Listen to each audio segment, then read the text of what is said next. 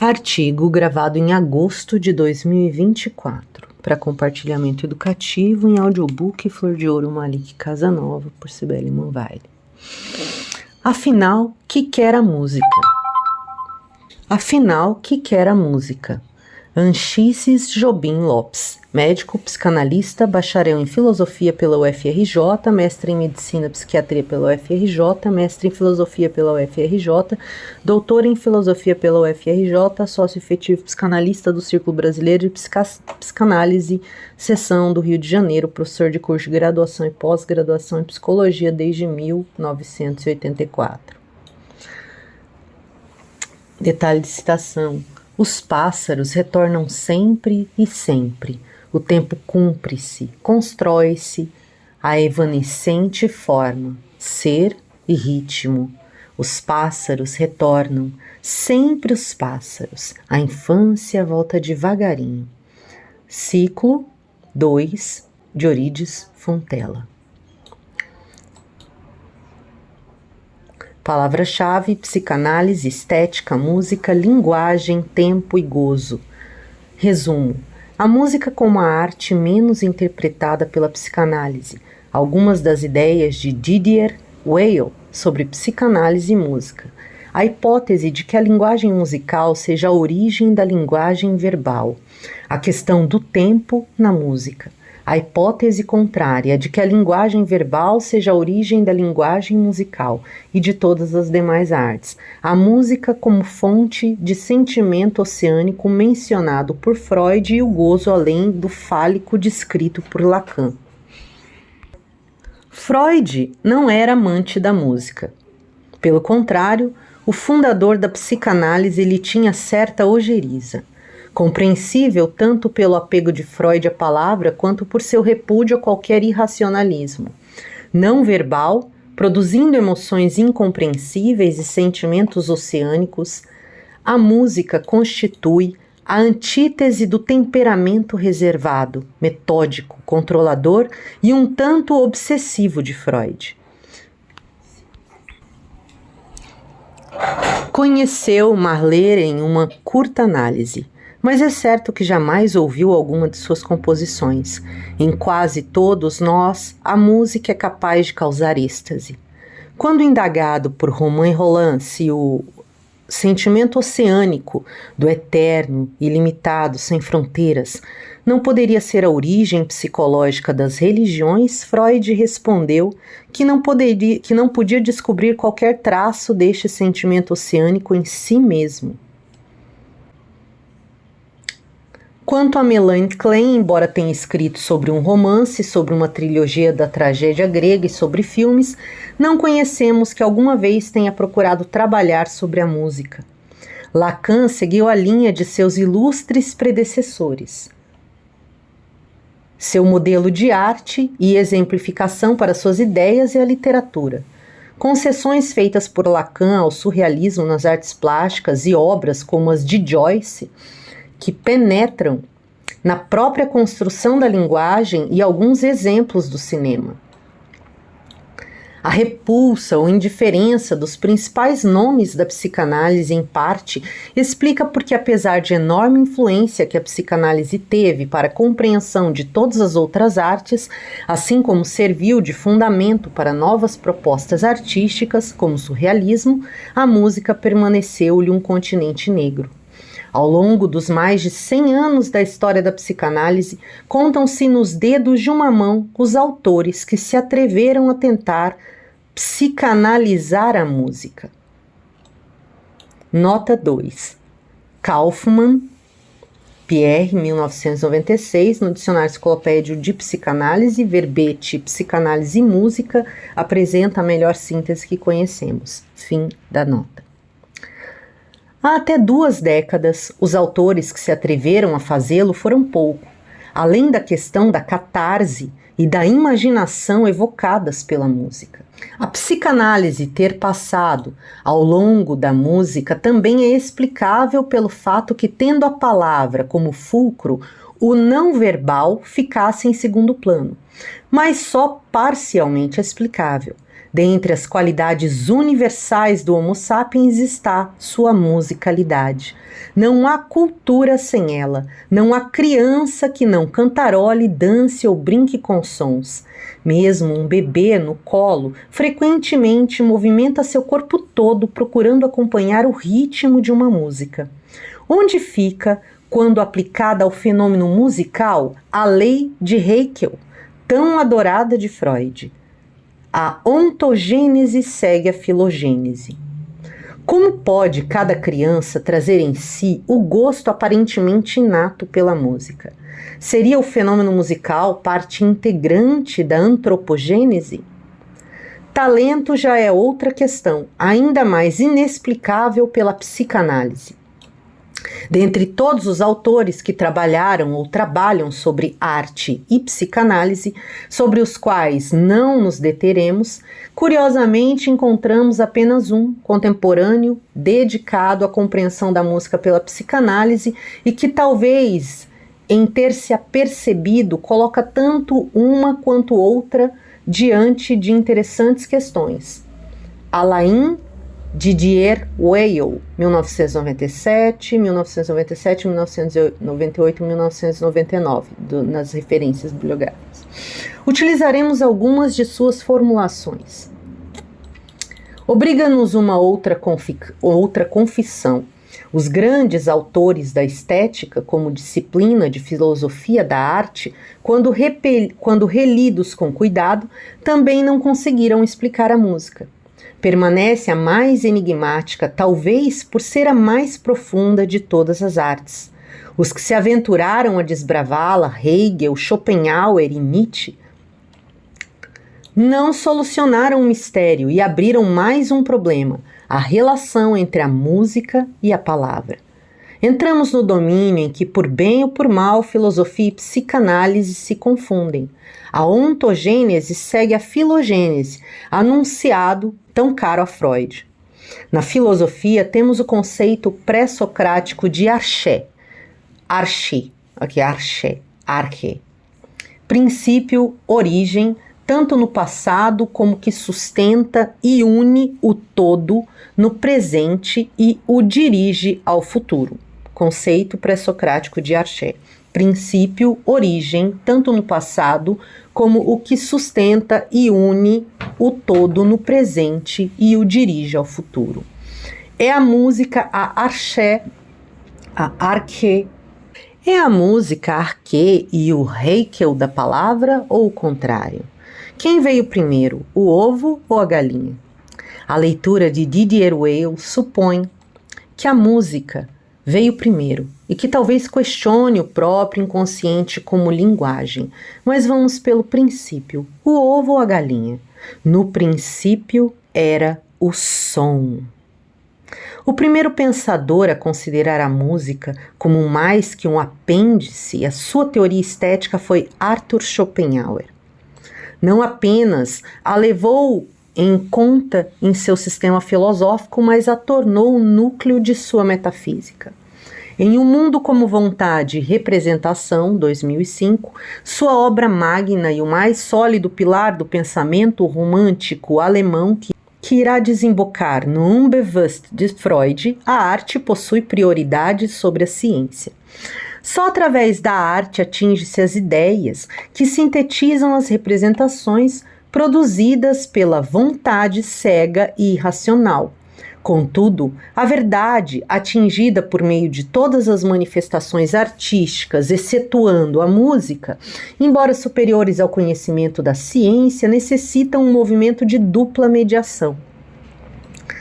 A vontade objetiva, através das ideias, entre parênteses, platônicas, das quais as obras de arte permitem acesso ao ser humano, dá vontade às ideias, destas às obras de arte. Entretanto, no sistema schopenhaueriano, a música se distingue de todas as outras artes, carece de duplo movimento em direção à verdade. A música trata-se de uma imediata objetivação, de uma cópia direta de toda a vontade. A música, portanto, de modo algum é semelhante às outras artes, ou seja, cópia de ideias, mas cópia da vontade mesma, cuja objetividade também são as ideias. Nota 3, Schopenhauer, Arthur, 2005, página 338. O trecho em maiúsculas é do próprio autor. Fim da nota. O trecho em maiúscula é cópia da vontade mesma. Vou ler de novo. A música, portanto, de modo algum é semelhante às outras artes, ou seja, cópia de ideias, mas cópia da vontade mesma. Em caixa alta ele colocou esse trecho. E aí continua em letra cursiva normal, cuja objetividade também são as ideias. Emanação direta da vontade, Schopenhauer postula a música como uma linguagem universal, anterior a toda outra linguagem, plástica ou verbal. Todas as manifestações artísticas possuem o dom de momentaneamente liberar o ser humano do individual, do querer, do desejar, que lhe é inato por também ser um ente causado pela vontade. Mas esse dom pertence muito mais à música que às outras formas de arte. Nesse estado de liberdade do desejar, de submissa passividade, a obra é quem olha e penetra o espectador. Esta invasão, esse sentimento oceânico ao qual benignamente acedemos, possui o dom de revelar não apenas o que seria a fonte de todo o existir, como sua real intensidade. E então o espetáculo trágico da existência, as contradições externas e a própria vontade em si mesma pode ser contempladas e aceitas. Todas essas concepções foram retomadas por Didier Weil a partir de um prisma psicanalítico. A música não é escutada a partir de uma deliberação interna que me permita dizer um não. Trata-se de um sim absoluto que coloca-nos sobre a pista do que é o sentido verdadeiro da Bejarang. Nota 4, aqui em Bejarang, Didier Weil, Alain, Os Três Tempos da Lei, de 1997, na página 237.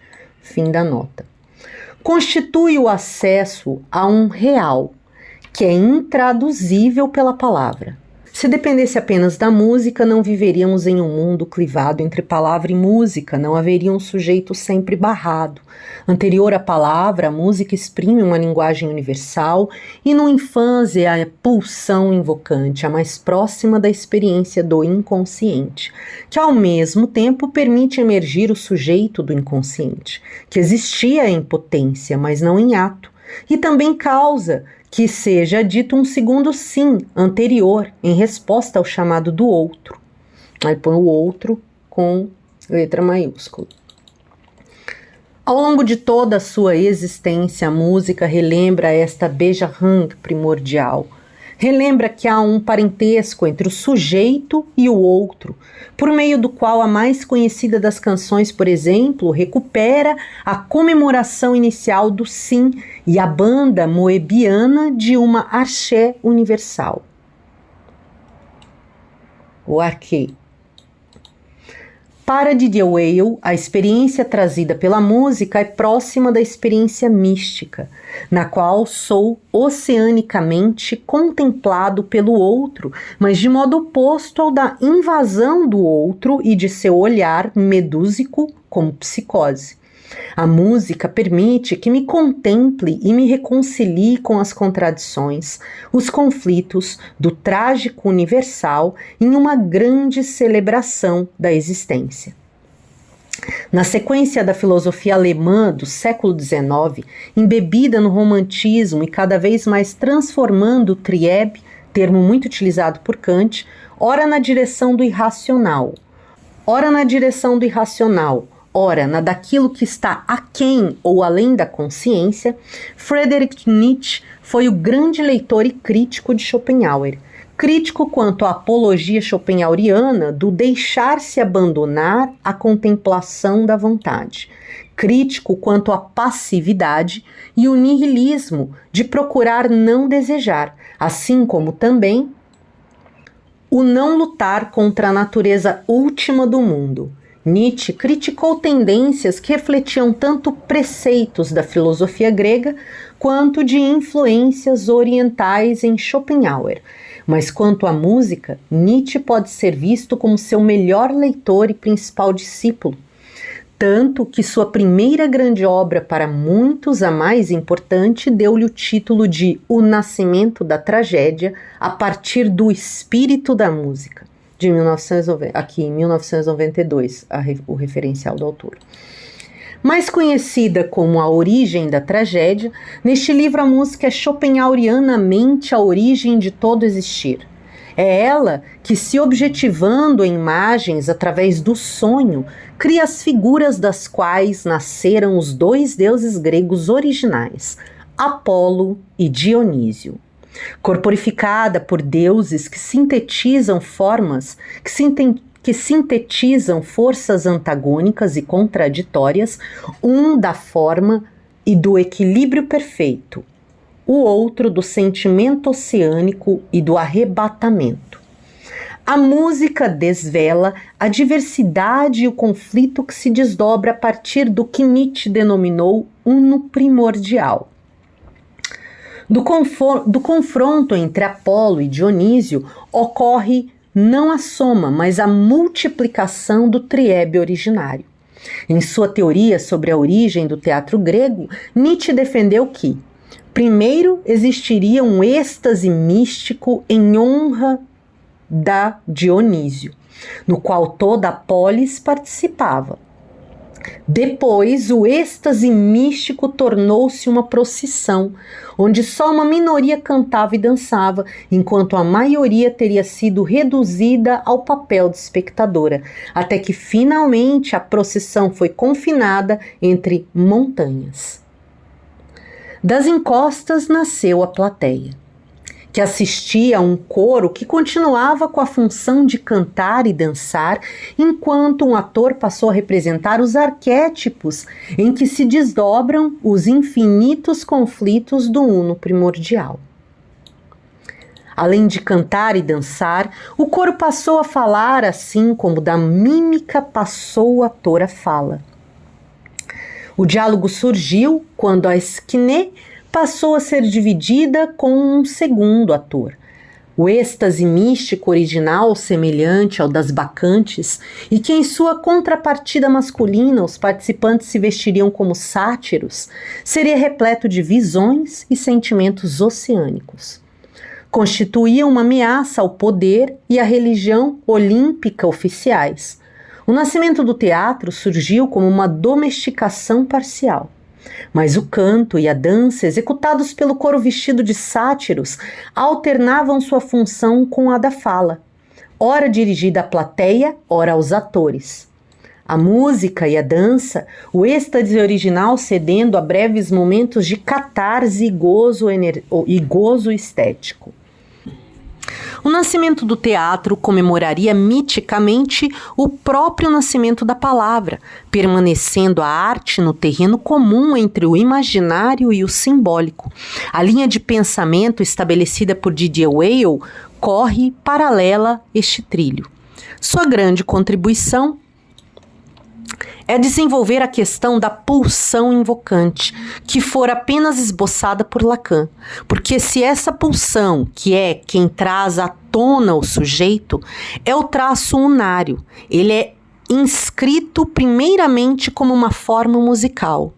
A voz materna não é invocante pelo que diz, mas pelo tom, diga-se afeto, do que diz. E o invocado não permanece como uma mera resposta, informação ou reflexo, que fosse apenas uma voz, um som, um movimento labial, man, que em todos os idiomas assemelha-se à palavra que designa mãe, mas como toda uma abertura à existência. O que é invocado também é gesto, que com o crescer do ifans torna-se dança. O prazer de comemorar pelo ritmo, a leveza do corpo. Ou mesmo a embriaguez dionisíaca, prazer que todas as crianças obtêm girando até perderem o equilíbrio. Do som original invocado, que com o crescer do infância é decomposto em fonemas e repetido em sílabas, originar-se-ia a linguagem. A mesma trilha nietzschiana da música até a palavra. Palavra que pode colocar-se no extremo de uma mera informação ou de um não dizer. A palavra vazia, sem afeto, sem transferência. Ou ir até o outro extremo, a leitura literária, cujo núcleo é a poesia. A palavra plena, que reúne imagem e sentido, catarse e insight. Há um substrato do mito judaico no pensamento de Didier Weil. No princípio era o verbo, ou o logos, como foi traduzido na Septuaginta. Não foi uma palavra, muito menos um significado, mas o significante, o mais puro de todos, capaz de inscrever um traço no nada, dele invocar a luz e todo o movimento que nela se mostra. E ele colocou aqui nada com N maiúsculo, posicionando a ideia do sujeito. O verbo, com minúscula mesmo, só veio muito depois, com a divisão do sujeito, já assediado pelo verbal, que encobre tanto quanto desvela. Embora Didier Weil deixe bem claro as raízes de suas ideias quanto ao judaísmo, sua intervenção num dos últimos seminários de Lacan, l'insuccès de l'une Bevu celle à mourir, produziu resultados aparentemente opostos aos princípios do mestre. Teria sido próprio de Lacan ou criou um monstro à semelhança de Frankenstein? 2 pontos. O inconsciente se estrutura como linguagem, não a saussurianamente verbal, a linguagem nietzschianamente musical. Que a música seja uma linguagem, não há dúvida. Altamente sofisticada, representada por um número finito de sinais gráficos, cuja combinatória é infinita, a música verdadeira não é aquela da canção da dor do cotovelo, embora para isso seja muito útil, nem a cria uma historinha na cabeça do ouvinte. Da canção popular ao mais abstruso dodecafonismo, a música verdadeira é a mais abstrata das linguagens, matemática e da lógica dos sentimentos e das paixões. Os pitagóricos há mais de 2000 anos trabalharam a relação entre música e matemática. No século XX, Suzanne Langer, filósofa neocantiana, especialista em lógica moderna, trabalhou sobre a relação entre lógica e música. Foi Langer também, e não algum freudiano, quem formulou a hipótese de, na pré-história da humanidade, ainda em uma pré-humanidade, terem sido o canto e a dança a origem da linguagem verbal. As expressões coletivas da sexualidade e a agressividade, originalmente desagregadoras, tornaram-se instrumentos a serviço da coesão do grupo. Com os séculos, quantos milênios, a música foi decomposta em sons, os sons viraram fonemas e começaram a ser repetidos com a finalidade de designarem objetos e ações. As ações motoras da dança diminuíram de intensidade e foram transformadas em gestos e mímica. A laringe humana, com sua infinita possibilidade de emitir sons, sofisticação de laringe que primata algum possui sequer vestígio, corresponde à gigantesca área cortical, que junto com as áreas de controle das mãos e do rosto, tornam grotesco o homúnculo de Penfield, figura que é uma representação gráfica de nossa humanidade, extensas áreas corticais utilizadas para o canto, o gesto e a mímica facial. Logo, a ontogênese apenas recupera a filogênese. O ovo ou a galinha? No princípio era o verbo. Na estética de Hegel, a poesia é descrita como o ápice da arte romântica, a qual, por sua vez, após a arte simbólica e a arte clássica, constrói o cume de mais uma das tríades características de sua filosofia. Para Hegel, a poesia está ontologicamente acima da música. Insistimos nesse ponto, O que caracteriza mais particularmente a poesia é o poder de submeter ao espírito e às suas representações o elemento sensível de que a arte já tinha começado a ser libertada pela pintura e pela música. Nota nesse trecho. Hegel, página 169, numa edição 1997. É patente a influência da leitura das obras de Hegel na obra de Martin Heidegger e de ambos sobre as ideias de Lacan, o qual inclusive foi um dos primeiros tradutores do filósofo existencial alemão para o francês. Apesar de Heidegger ter procurado ao máximo distanciar-se da força de atração que suas ideias, assim como as da fenomenologia e do existencialismo tiveram sobre a psicologia do século XX, o destino foi-lhe ingrato. Heidegger sempre teve por meta o ser, o ontológico, em distinção ao ôntico. Mas até terapia existencial humanista, apesar desta ter muito mais de gestaltista, virou estágio básico de currículo mínimo de curso de graduação em psicologia no Brasil. Um dos motores principais de Heidegger é o de que a linguagem verbal é que estrutura o ato de pensar e não o ato de pensar que origina a linguagem verbal. Usualmente acreditamos que quando a criança mais grandinha já pensaria bem direitinho, então começaria a balbuciar as primeiras palavras. Trata-se de uma ideia ingenuamente naturalista, como a ideia trazida pela observação empírica mais óbvia de que o Sol é que gira em torno da Terra. Para Heidegger, é a palavra que origina o pensamento e não o contrário, como ainda pensa a velha metafísica. Palavra que em seu fundamento ontológico é palavra poética, poesis, igual criação. Dito em psicologês, nascemos imersos em um mundo de linguagem verbal. Talvez até antes, uma vez que cada vez mais a psicanálise dirige-se ao pré-natal. O Infans intuiu que se trata de um universo de sons repetidos, articulados ao longo do tempo e capazes de comunicar quase tudo.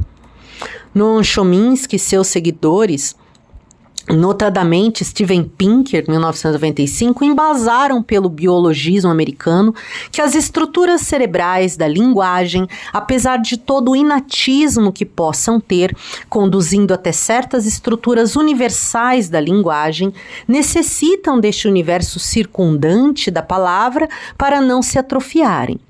A palavra como alimento básico para o crescimento dos neurônios. Lacan, dentre suas formulações, colocou inicialmente o simbólico, como único capaz de domar as invasões permanentes do real e também furar o narcisismo primário. O simbólico, como lugar do verbal, sabe-se das consequências desastrosas se é danificado em sua formação primordial, a forclusão. Dano de dentro ou de fora? É uma dopamina demais, como quer a velha psiquiatria, ou o nome do pai de menos, entre aspas, e nome do pai ele colocou nome com N maiúsculo, traço do, traço pai, né, fazendo um referencial aí. O nome do pai de menos, que a experiência clínica com psicóticos, com suas famílias e com seu meio social nos leva a deduzir.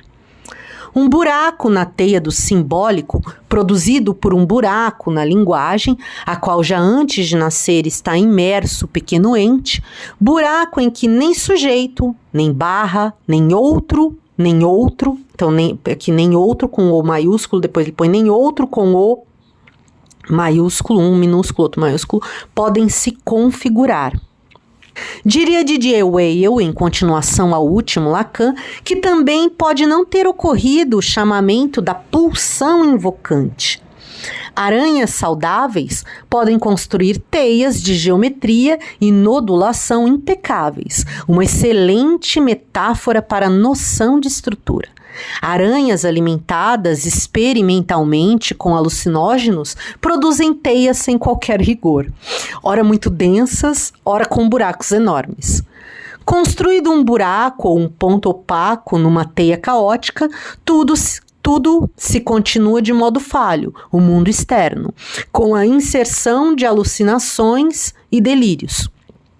Corpo, abre parênteses, com surgimento dos sintomas catatônicos de transformações corporais schreberianas e kafkianas, pensamento abstrato, abre aspas, abre parênteses, com a regressão ao pensamento concreto ou desagregado, fecha parênteses. Coisa alguma se estrutura de modo satisfatório, ou quando dá a aparência de ter se estruturado, basta um peteleco para se desfazer. Tal uma mosca, ora o real é afugentado pelo nó opaco, ora passa pelo furo exagerado da teia. Nessa direção da trilha, a linguagem verbal é que seria o protótipo de qualquer linguagem, inclusive daquelas das diversas expressões artísticas, mesmo a música.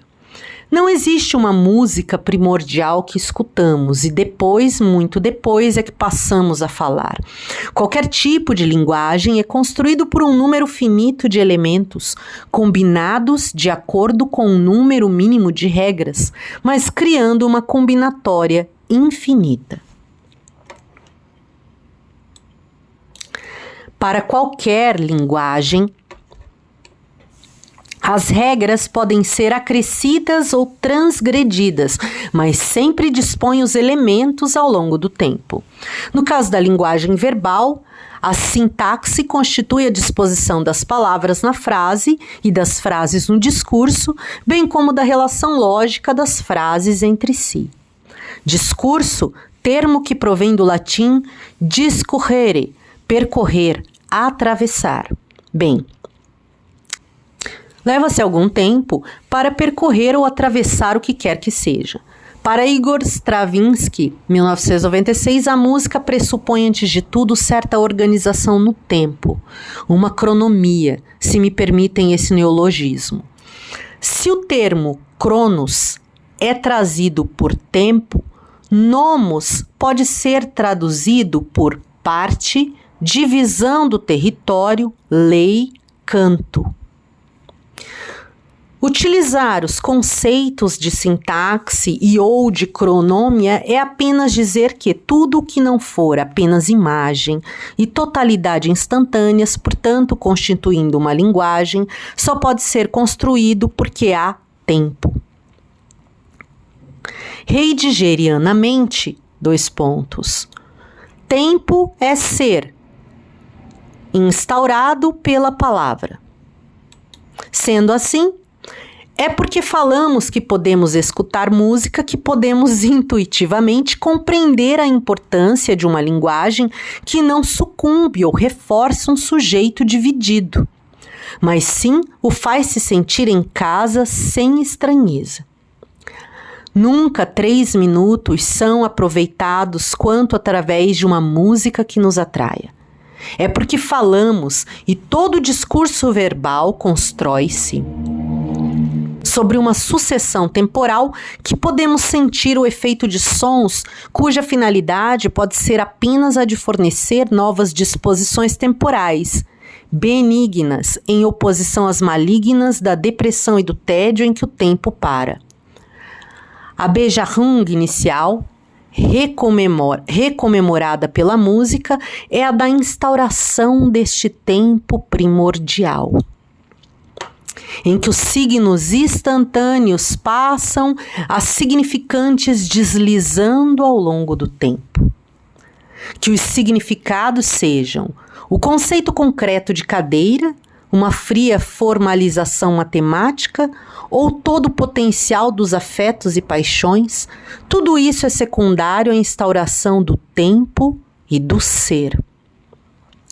Nessa trilha, apesar de a música possuir por archê a palavra, torna-se invocadora da forma de todas as disposições afetivas, o que traz em si o bônus de não dividir o sujeito, vantagem que é aproveitada por todas as outras artes.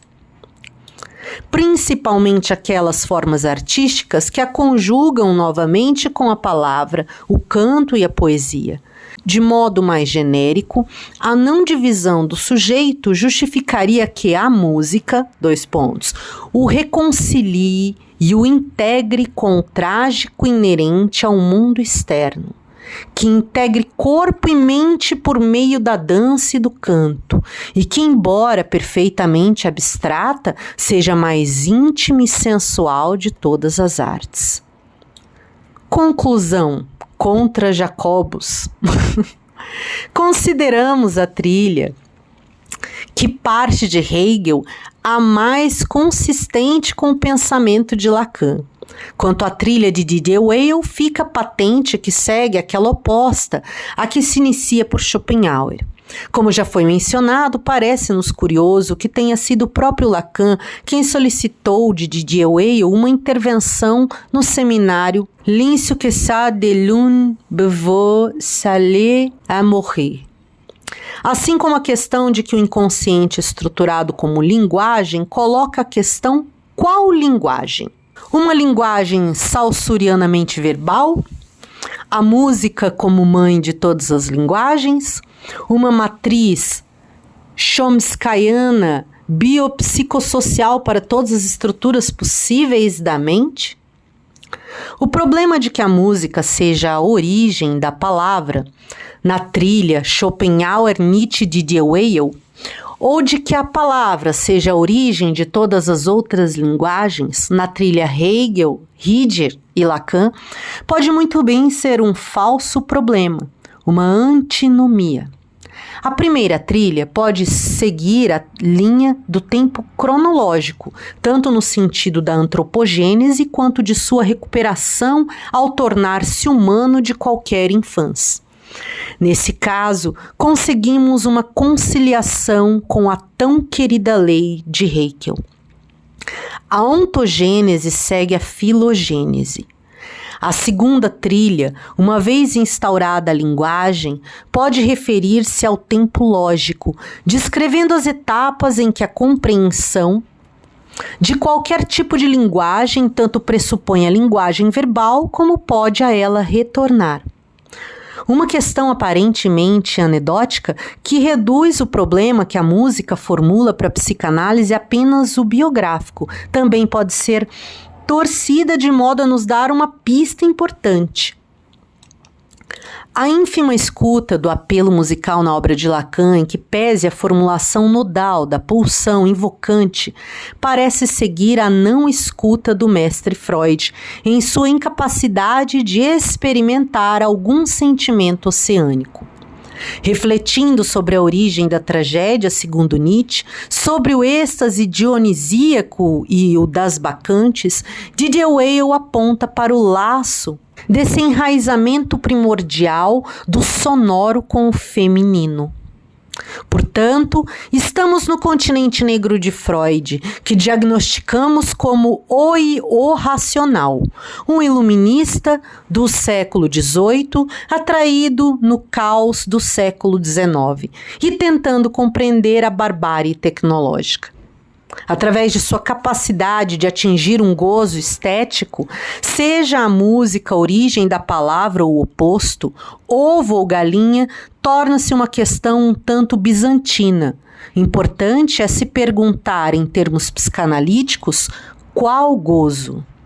O termo gozo estético pertence à filosofia da arte há 2 séculos, sendo seu estudo o objeto principal das doutrinas estéticas a partir de Kant, contudo podemos assimilá-lo ao do gozo feminino em Lacan.